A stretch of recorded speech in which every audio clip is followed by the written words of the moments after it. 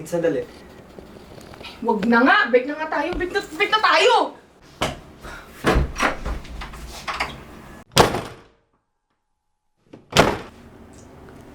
Hoy! Psst! Ano yun? Ako ba? Oo, ikaw! At ang di nakikinig ay walang pagkialam. Minsan, hindi lang talaga nila marinig ng maayos.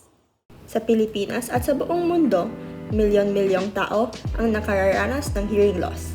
Pero hindi ibig sabihin nito ay wala silang naririnig. Sila ay tinatawag na hard of hearing. May naririnig pa, pero hindi sapat para sa malinaw na komunikasyon. Ayon sa World Health Organization, ang hearing loss ay isa sa mga pinakakaraniwang kondisyon na nakakaapekto sa pakikipag-ugnayan ng tao sa lipunan.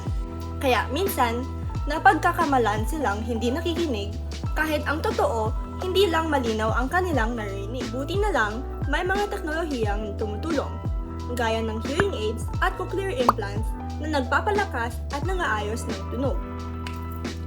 Ayon sa pag-aaral ni Lahori et al., ang paggamit sa mga aparatong ito ay nakakatulong sa mas aktibong pakikilahok sa lipunan at mas magandang kalidad ng buhay. Mayroong ding captions at iba pang digital tools na nagbibigay ng visual na paraan para mas maintindihan ang usapan. Hindi lang ito tungkol sa pagkikinig, kundi tungkol sa pakiramdam ng pagiging kabilang. Ayon sa pag-aaral ni Lee, ang paggamit ng hearing aids ay may kaugnayan sa mas mababang antas ng depresyon at mas mataas na kalidad ng buhay. Kapag may akses sa komunikasyon, nababawasan ang lungkot, pag-aala at pakiramdam ng pag-iisa. Ibig sabihin, kapag mas naiintindihan nila ang mundo sa paligid nila, mas gumagaan din ang kanilang pakiramdam. Pero kahit may teknolohiya na, marami pa ring mga hamon. Mataas na gastos, limitadong akses, at minsan, diskriminasyon.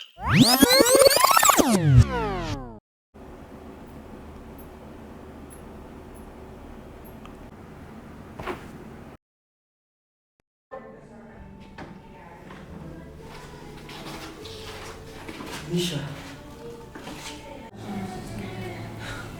Importante sa akin na nakikinig ka. Pasensya ka na. Ngayon naiintindihan na kita. Ang problema ay hindi lang nasa pandinig, kundi nasa kakulangan ng akses at sa paraan ng pagtingin ng lipunan. Ayon sa Social Model of Disability ni Swain at French, ang tunay na hadlang ay hindi ang tao, kundi ang lipunan na hindi handang umunawa at umangkop. Kaya simula ngayon, siguraduhin natin walang maiiwan sa usapan.